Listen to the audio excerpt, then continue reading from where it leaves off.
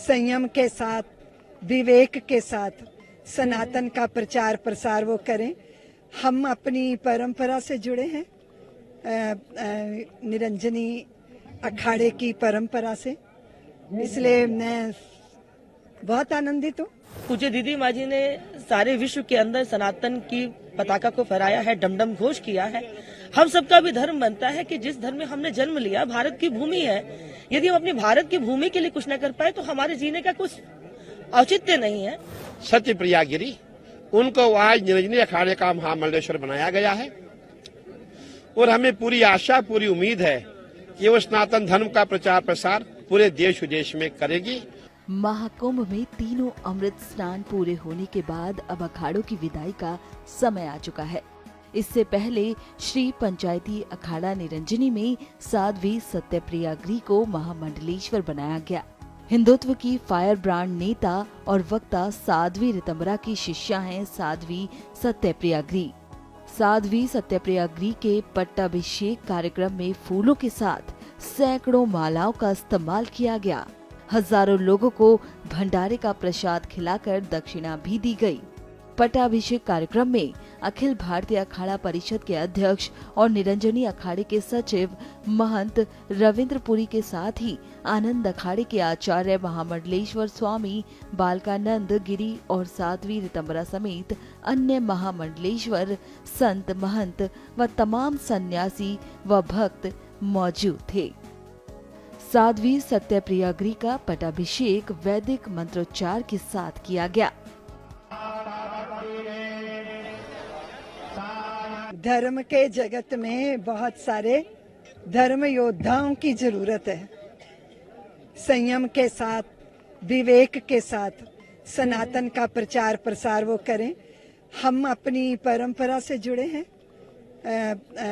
निरंजनी अखाड़े की परंपरा से, इसलिए मैं बहुत आनंदित हूँ और पूरे भारत के सनातन जगत से मैं निवेदन करती हूँ।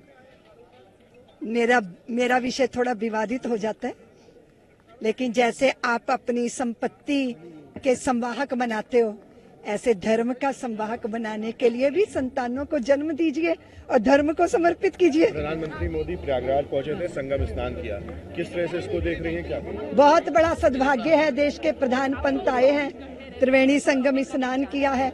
इससे हमारे सनातन की परंपरा का पोषण भी होता है और सबको बहुत आनंद होता है। देखिए, बहुसंख्यक समाज की परंपरा का सम्मान ये हो रहा है, इससे भारी आनंद है।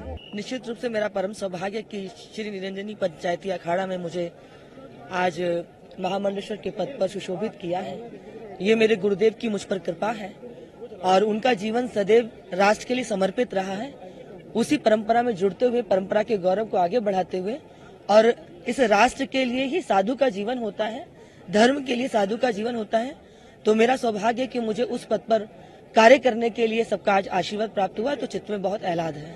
दो जिम्मेदारी, एक पहली जिम्मेदारी तो आप महामंडलेश्वर, दूसरी इतनी ऋतंबरा जी की शिष्या भी आप हैं, तो किस तरह से? निश्चित रूप से समाज बहुत आशा की नजरों से देखता है, क्योंकि पूज्य दीदी माँ जी ने सारे विश्व के अंदर सनातन की पताका को फहराया है, डमडम घोष किया है। हम सबका भी धर्म बनता है कि जिस धर्म में हमने जन्म लिया, भारत की भूमि है, यदि हम अपनी भारत की भूमि के लिए कुछ न कर पाए तो हमारे जीने का कुछ औचित्य नहीं है। हर जीव अपने राष्ट्र के लिए करना चाहता है और हमारी पहचान हमारी भारत माता से है। तो जो भारत में रहते हैं और भारत में रहने के बाद भी भारत के गुण नहीं गा सकते, तो निश्चित रूप से उनको गुण गाने चाहिए, क्योंकि भारत की भूमि है और वो हमें परंपरा से प्राप्त हुआ है। तो उस देश हित में जो भी श्रेष्ठ करना होगा वो हम करेंगे। बिल्कुल हम उसके लिए लड़ेंगे, संघर्ष करेंगे और वो हमारा सौभाग्य होगा। और दूसरी बात यह कि वहाँ की प्राचीर भी, दीवारें भी चिक चिक के कह रही हैं कि कृष्ण जन्मभूमि मंदिर है। और आप काशी में आ जाएं तो काशी की भी दीवारें चिक चिक के कह रही है ये मंदिर है। तो ये तो झूठा हट है ना, बेमतलब की दावेदारी है। उस दावेदारी को कोर्ट भी खारिज करेगा। और सनातन दीदी माँ एक बात कहते हैं कि जब तक बच्चा नहीं रोता तब तक माँ भी दूध नहीं पिलाती। संपूर्ण सनातनी समाज एकत्र हो जाएगा तो निश्चित रूप से हमें ये दोनों स्थान शीघ्रतापूर्वक प्राप्त होंगे।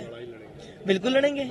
आप जानते होंगे हमारी दीदी ऋतंबरा, जिसको पूरा विश्व जानता है, उनके शिष्य सत्यप्रिया गिरी, उनको आज निरंजनी अखाड़े का महामंडलेश्वर बनाया गया है और हमें पूरी आशा पूरी उम्मीद है कि वो सनातन धर्म का प्रचार प्रसार पूरे देश विदेश में करेगी और इसीलिए उनको हमने महामंडलेश्वर बनाया है। और अभी 2 दिन के पश्चात हम जितने भी शैव अखाड़े हैं सभी वाराणसी के लिए कूच करेंगे। कुल मिलाकर कितने महामंडलेश्वर? देखिए, अगर आप पूछेंगे, मैं समझता हूँ करीबन 16 महामंडलेश्वर अभी हमने इसमें महाकुंभ में बनाए हैं और अभी हमारा नासिक का महाकुंभ आ रहा है, उज्जैन का महाकुंभ आ रहा है, उसके पश्चात 6 साल में हमारा प्रयागराज का अर्धकुंभ आएगा। तो जितने भी महामंडलेश्वर मैं समझता कुंभ में ही बनाए जाते हैं और करीबन 6 साल में हमारे करीबन 100 मंडलेश्वर हो ही जाएंगे, ऐसा प्रयास किया जा रहा है।